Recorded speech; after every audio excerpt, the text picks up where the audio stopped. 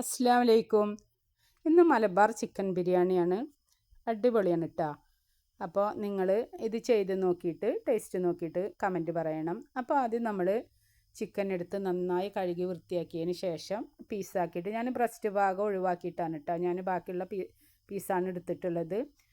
അപ്പോൾ അതിലേക്ക് 4 സവാള, 3 തക്കാളി, 8 പച്ചമുളക്, ഇഞ്ചി, വെളുത്തുള്ളി ഒക്കെ എടുത്തിട്ടുണ്ട്. അതിൽ നിന്ന് 4 സവാളയിൽ നിന്ന് ഒരു ഉള്ളി എടുത്തിട്ട് ഞാൻ പൊരിച്ചെടുത്തിട്ടുണ്ട്. മലബാർ ചിക്കൻ ബിരിയാണിയിലെ മെയിൻ ഇൻഗ്രീഡിയൻസ് എന്ന് പറയുന്നത് ഉള്ളി പൊരിച്ചതാണ് കേട്ടോ. അപ്പോൾ ഞാൻ 3/4 കിലോ അരിയാണ് എടുത്തുള്ളത്. 1 കപ്പ് എടുത്ത്, പിന്നെ ഇതിന് ഒരു അരക്കപ്പാണ് എടുത്തിട്ടുള്ളത്, 1.5 കപ്പ്. ഇതിന് 2 കപ്പ് എടുത്താൽ 1 കിലോ അരിയാണ് കേട്ടോ. അപ്പോൾ ഞാനിതിന് 1.5 കപ്പാണ് എടുത്തിട്ടുള്ളത്. അപ്പോൾ 3/4 കിലോ അരിയാണ് ഞാൻ എടുത്തിട്ടുള്ളത്.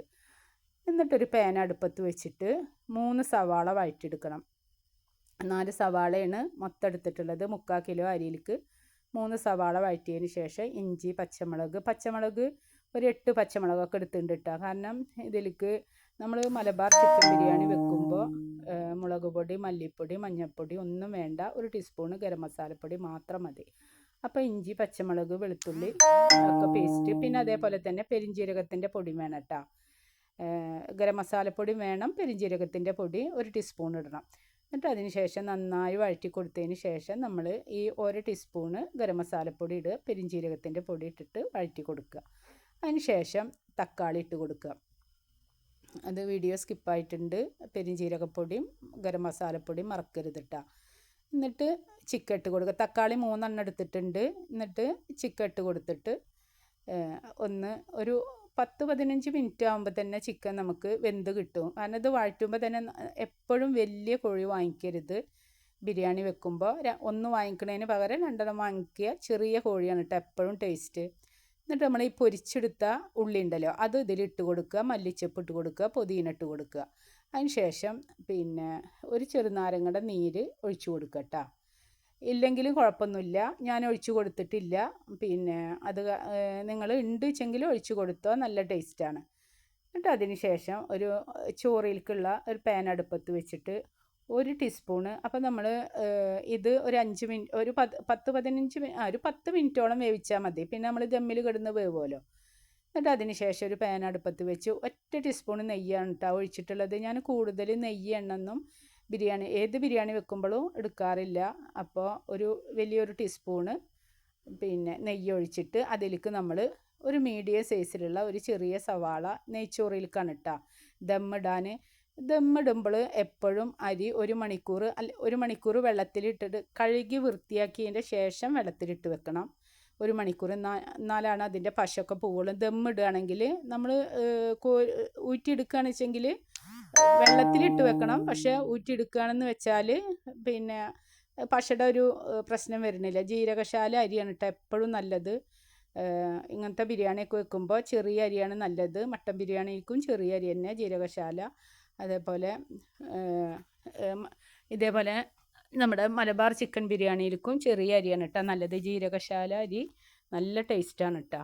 എന്നിട്ട് ഉള്ളി ഇടുക, ബേ ലീഫ് ഇടുക, പട്ട, ഗ്രാമ്പു, കത്രിക എല്ലാം അതിലേക്കുള്ള ഏലക്ക ഒക്കെ ഇട്ടിട്ട് നമ്മൾ ഊറ്റി വെച്ച അരി ഇതിലിട്ട് ഒരു 5 മിനിറ്റ് വറുത്ത് കൊടുക്കണം. അപ്പോൾ നല്ലൊരു മണമാണ് കേട്ടോ, നല്ല ടേസ്റ്റുമാണ്. ഈ നെയ്യിൽ കിടന്നിട്ട് ഈ അരി വറുത്തെടുക്കുമ്പോൾ അത് നല്ലതാണ്. ഇതിൻ്റെ വെള്ളമൊക്കെ ഒന്ന് വറ്റുന്ന വരെ ഈ അരി വറുത്തെടുത്തതിന് ശേഷം ഞാൻ 1.5 കപ്പ് അരിയല്ല എടുത്തിട്ടുള്ളത്. കറക്റ്റ് 3 കപ്പ് വെള്ളമാണ് ഞാൻ ഇതിലേക്ക് ഒഴിച്ചു കൊടുക്കുന്നത്. അത് കറക്റ്റാണ് കേട്ടോ, 3 കപ്പ് വെള്ളം. പിന്നെ ഇതിലേക്ക് നമ്മൾ കുറച്ച് ഇതിലേക്കുള്ള ഉപ്പിട്ട് കൊടുക്കണം. അതിന് ശേഷം നമുക്ക് ഉപ്പ് കുറവാന്ന് നോക്കിയിട്ട് അതിന് ശേഷം ഇട്ട് കൊടുക്കട്ടെ. ഇതിൽ ഞാൻ ഉപ്പിട്ട് കൊടുക്കുന്നുണ്ട്. എന്നിട്ട് ഒന്നും കൂടി വറുത്തെടുക്കുന്നുണ്ട്. അതിന് ശേഷം 1.5 കപ്പ് അരിയിലേക്ക് 3 കപ്പ് വെള്ളമാണ് ഞാൻ അളന്ന് വെച്ചിട്ടുള്ളത്.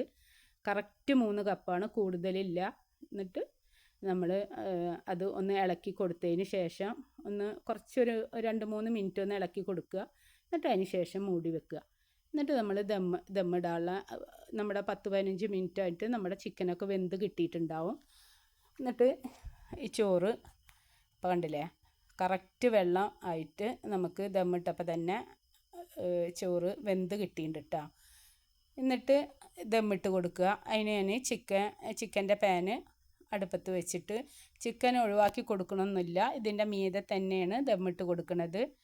ഞാൻ 3/4 കിലോനാണ് കേട്ടോ അരി എടുത്തിട്ടുള്ളത്. അതേപോലെ തന്നെ ചിക്കൻ ബ്രസ്റ്റ് പീസ് ഒഴിവാക്കിയിട്ട് ബാക്കിയുള്ള ചിക്കനാണ് എടുത്തിട്ടുള്ളത്. എന്നിട്ട് അതിലേക്ക് നമ്മൾ ഇതിൻ്റെ മീതെ തന്നെ ഈ ചോറിട്ട് കൊടുക്കുക. എന്നിട്ട് ഞാൻ ഇതിൻ്റെ ഉള്ളിലൊന്നും നെയ്യ് ഒഴിച്ച് കൊടുക്കണമൊന്നുമില്ല കേട്ടോ. അതൊന്നും ഒഴിച്ച് കൊടുക്കേണ്ട ആവശ്യമില്ല. നമ്മൾ ആദ്യം 1/2 ഗ്ലാസ് ഓയിലും 1 ടേബിൾ സ്പൂൺ നെയ്യും ഒഴിച്ചിട്ടാണ് നമ്മൾ ഉള്ളി വഴറ്റിയിട്ടുള്ളത്. ചിക്കൻ ഇട്ട് കൊടുത്തിട്ടുള്ളത്. അപ്പോൾ അതിൽ തന്നെ നെയ്യ് ഉണ്ടാവും. നമ്മൾ ഇതിൻ്റെ മീതെ ചിക്കൻ ഇട്ട് കൊടുത്താൽ പിന്നെ ആ നെയ്യ് അതേപോലെ തന്നെ അതിൻ്റെ ഉള്ളിൽ ഗരം മസാലപ്പൊടി ഒന്നും ഇട്ട് കൊടുക്കേണ്ട ആവശ്യമില്ല. എന്നിട്ട് ഈ ചിക്കൻ ഇതിൻ്റെ മീതെ ഇട്ട് കൊടുക്കുക. അപ്പം തന്നെ അതിലേക്ക് എൻ്റെ നീരും നെയ്യൊക്കെ ഇറങ്ങിയിട്ട് നല്ല പാകത്തിനുള്ള നെയ്യ് ചോറിലായിട്ടുണ്ടാവും. എന്നിട്ട് നമ്മൾ കുറച്ച് അണ്ടിപ്പരിപ്പ്, മുന്തിരി, മല്ലിച്ചപ്പ്, പുതിന ഇതൊക്കെ അരിഞ്ഞിട്ട് ഇതിൻ്റെ മീതെ ഡെക്കറേറ്റ് ചെയ്ത് കൊടുക്കുക. നിങ്ങളിതുപോലെ ഒന്ന് മലബാർ ബിരിയാണി ഒന്ന് വെച്ച് നോക്കിട്ടാ. ചിക്കൻ ബിരിയാണി അടിപൊളിയാണ് കേട്ടോ, നല്ല ടേസ്റ്റാണ്. അതേപോലെ തന്നെ ഇതിലേക്ക് ഒരു വെറൈറ്റി ചെറുനാരങ്ങയുടെ അച്ചാറും കൂടെ ഇട്ടിട്ടുണ്ട്. അത് ഞാൻ റെസിപ്പി പിന്നെ പറഞ്ഞുതരാം. ഇഷ്ടപ്പെട്ടാൽ ലൈക്ക് ചെയ്യണം, സബ്സ്ക്രൈബ് ചെയ്യണം. അസ്സലാമു അലൈക്കും.